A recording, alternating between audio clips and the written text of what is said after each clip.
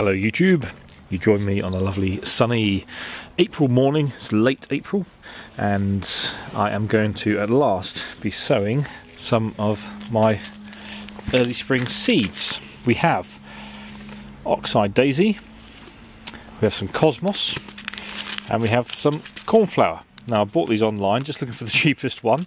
Found them on Amazon of course, and they came in 3 separate packages. The reviews of this says, oh, it doesn't come with any instructions. Well, cornflower is easy. You sprinkle it on the soil and that's about it. Cover with a light dusting of dirt and let it grow. It doesn't like rich soil, so you don't have to do too much to it. I'm going to be sowing it sparingly along the borders and maybe put it in a few pots as well. This one, Grow Seed, this is the Cosmos, and buying from Grow Seeds I found out when it came that you'll see here, let's get my shadow out of the way. The sun's too bright. It says, you made something great happen.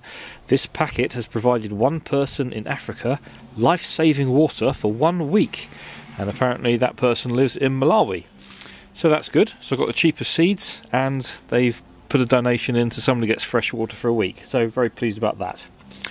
That is the Cosmos, and I think I said oxeye daisies. So let's do the daisies first. Now you see daisies growing everywhere. You don't need rich soil for this. So this is some soil I sieved when I was excavating some concrete to put some fence posts in. We are going to put some potted compost in amongst all that.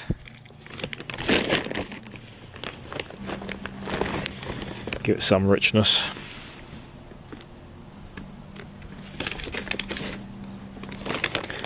You don't often see me gardening without gloves. This is a rare treat. Not because I'm delicate. Well, I might be. I work for the NHS, I work in patient care, and what you don't want to have is your clinician turning up. Oops, where that came from. You don't want your clinician turning up with ingrained dirt in his fingers and under his nails from last night's gardening exploits. And you find that with the amount of hand washing we have to do,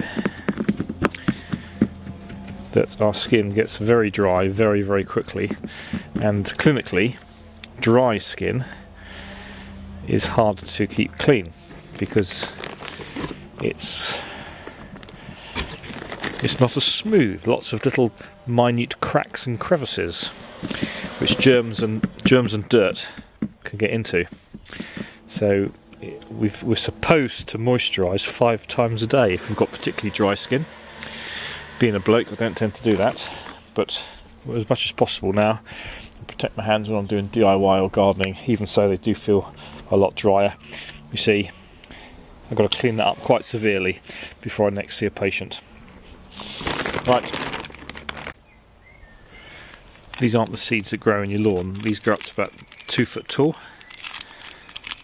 so a bit more of a splendid daisy.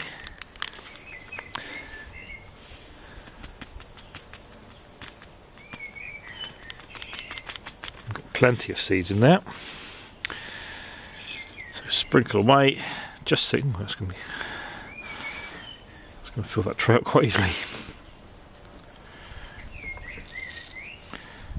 You think in nature these daisies grow along roadsides in all kinds of poor soils, and they drop their seed and they grow. So replicating what happens in nature here in the garden, just dump it on that soil, and then just to keep the birdies off, give it a light covering. So seeds generally need water to soak up and start swelling, breaking their case. They need warmth and they need light, as far as I understand it anyway. The bigger the seed, the deeper you bury them. So these are very small seeds. So I'll label that in a minute, and that's my oxide daisies. Right, onto the cosmos. And we have a nice load of decent shop-bought compost here.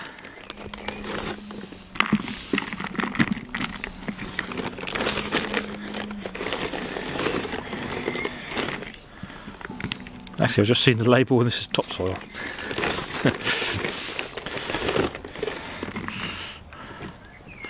Oh well.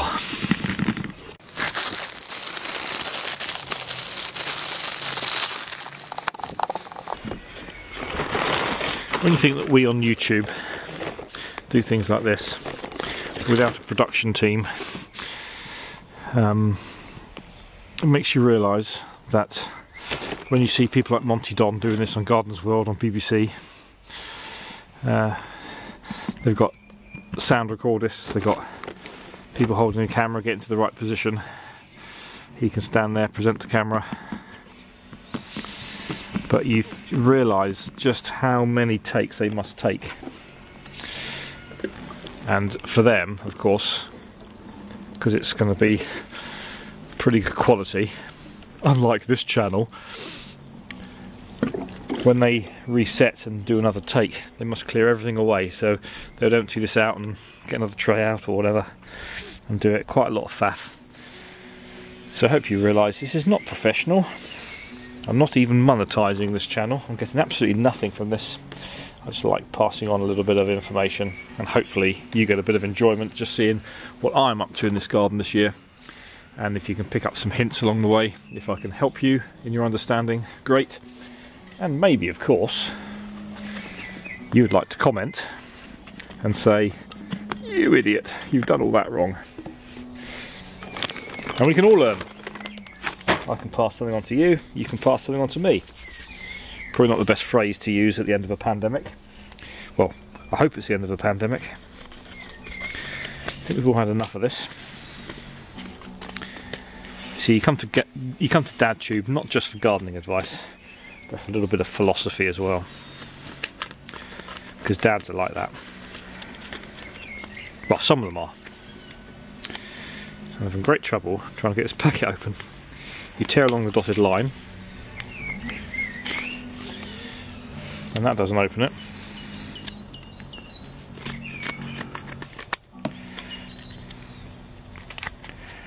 You might be able to hear a nice sound in the background. That's the bird singing. Another nice sound is my son practicing his bass playing. Right, here's the cosmos seeds. Long and thin, almost like pine needles.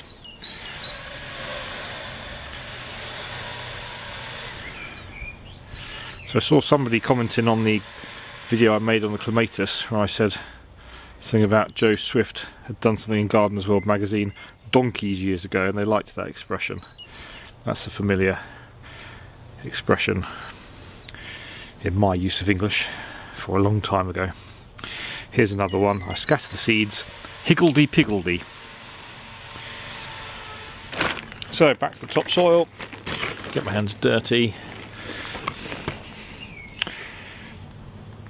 These seeds are slightly bigger, so you can have a little bit more covering to them. This topsoil's a bit damp, so it's not pouring out easy. I'll leave it in, see as it won't come. Pat it down. This is just to make sure that all the seeds getting in contact with the wet soil.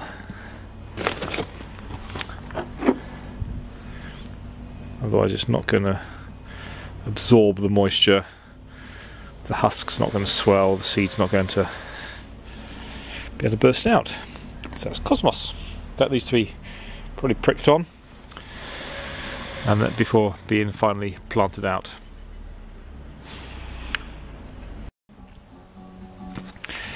I'm also going to sow some courgettes. I love courgettes.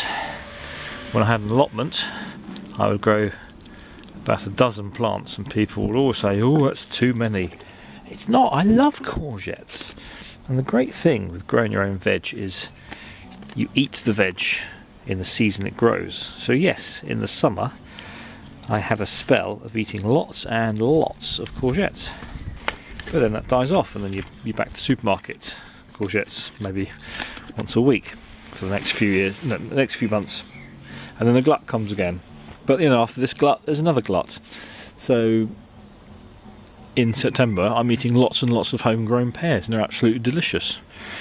I don't get that many pears the rest of the year, so it's nice when it comes along, and you don't get fed up because it doesn't last that long. Anyway, blah blah blah. There's the courgette seeds. I'm growing all green bush variety. So famously, these seeds are planted on their ends and pushed down to about your first knuckle, and the soil is not separating nicely around my knuckle, so I'm just going to cover that up a little bit later. And often it's just done 2 to a pot. You can thin out the weaker one, or do what I do and think, well, that looks healthy, I will pot that up. Bit of soil on top there. And I would have done all this sowing, well, maybe not courgette until now, but I would have sown those other seeds earlier on, but the start of April got suddenly very much chillier. That's great English, isn't it? Very much chillier. Got a lot chillier, and so I had to wait. And we'll get that millipede out of the way. You can go and live over there. So that's courgettes done. And I'm going to go and clean my hands and be back to you in a second. You won't notice the difference because I'm just going to stop the tape and then start recording again. So this is one of the areas where I'm going to be sowing the cornflower, and lots of dry soil there, so give it a thoroughly good drenching. I'm not going to bore you to tears with you having to watch me go along the garden planting every little cornflower seed I've got, but this is the idea. I'm probably just going to put little patches of cornflowers along the border, and cornflower seeds, if I can get the packet open, are quite pretty, as are the flowers they produce.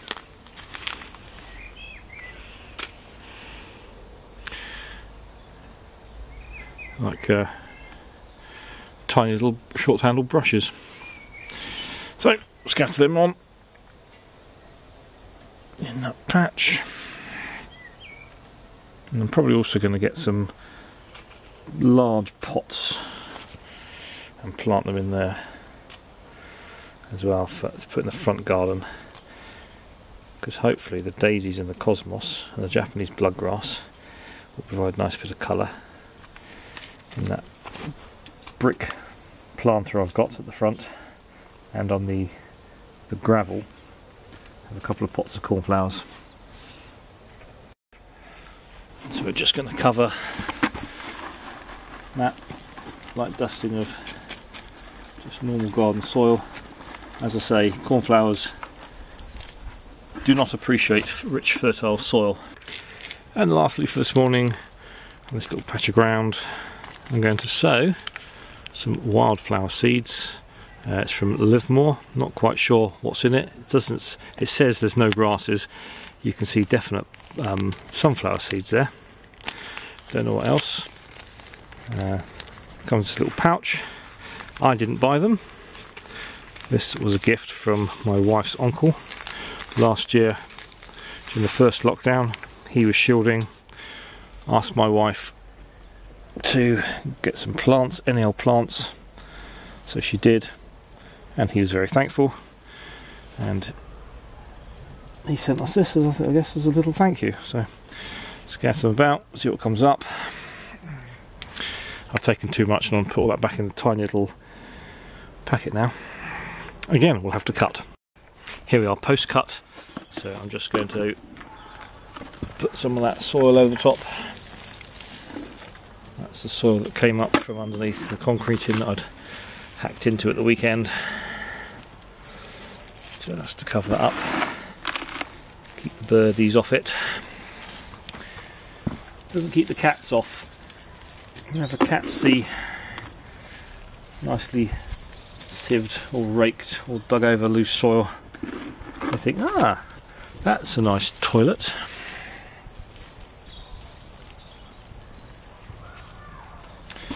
Right, there we go. I do have some other seeds to sow a little bit later, but we'll do that in another video. In the meantime, let me just spin around here.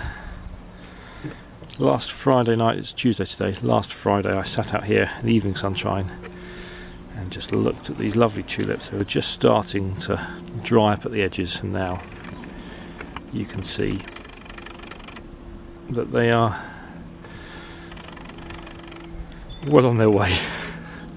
I've had to deadhead the red ones, but the bluebells still look nice, and we're entering that point, end of April, where you get to May and there's not a lot of things in bloom, which is why it's important to make sure that you've got some blooms going on somewhere for the pollinators. And for our garden, that is going to be along the border, and you will see the chives. Some of them are just starting to come out now, and the pollinators love them.